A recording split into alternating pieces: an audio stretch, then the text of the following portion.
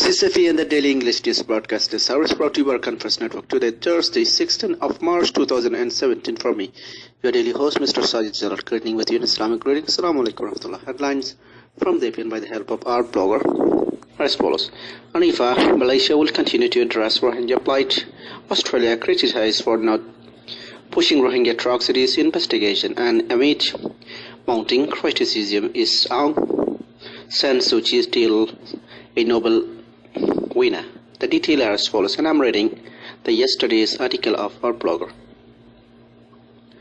Malaysia will not stop its effort to address issues affecting the Rohingya Muslim minority in Myanmar. Foreign Minister Dr. Hanifa Aman said humanitarian assistance as well as continuous pressure from the international community have produced result, and as such needs to be continued. I believe that the international community's effort to urge and encourage the Myanmar government to alleviate the plight and suffering of the Rohingyas have borne fruit.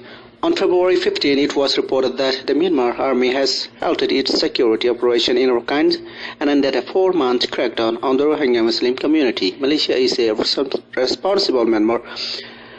Malaysia, as a responsible member of the international community, will continue to play its part in addressing this issue, said Hanifa in his addresses at a special dinner at the International Conference on Rohingya 2017 here, Wednesday night.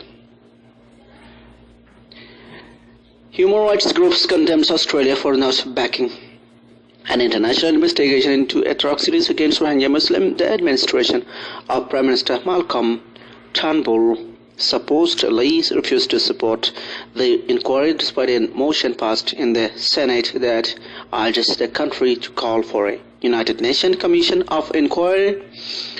In its statement to the UN Human Rights Council in Geneva, the Australian government is calling Myanmar to perform its own investigation with international assistance.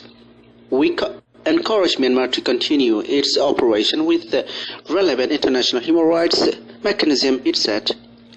Emily Howie, Director of Advocacy and Research at Australia's Human Rights Law Centre, called the wording of Australia's statement hopelessly weak. She added that its position is a real shame and uneasily with the serious concern showed by the Senate across all parties, including the government. Howie believes that if the country continues to act in such way, by the time it seized on the council, its decision would result in real human consequences.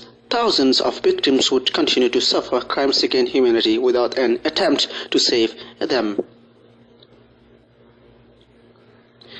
And finally, the plight of the Rohingya was brutally summed by UN Special Reporter Yang Hele when she told of horrific allegation from the community of children being thrown into fires, people tied up indoors while their homes were set ablaze, and last but not least, violent raping of local women. At the UN Human Rights Council on Monday, Lee also accused Burma of using bureaucratic means to expel the Rohingya minority from the country altogether.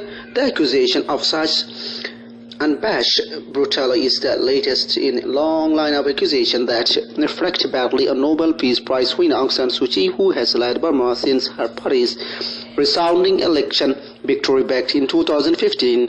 Suu Kyi's government rejected Lee's bid to set up a commission of inquiry into the abuses and insisted its own national probe could uncover the fact, in Rakhine, leading critics to believe not enough is being done to combat the problem.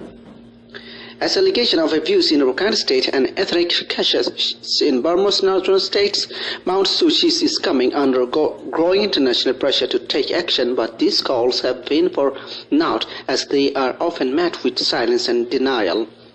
So this is enough for today from APN English News Service. Thank you for watching our videos. Please stay tuned for more details still to come up next, as every day as usual, by the help of different agencies of Rohingya bloggers from around the world. Thank you again. Assalamu alaikum warahmatullah. Bye bye. See you for the cause of the nation. If you like our opinion, please visit our website as www.ourconferencenetwork.com.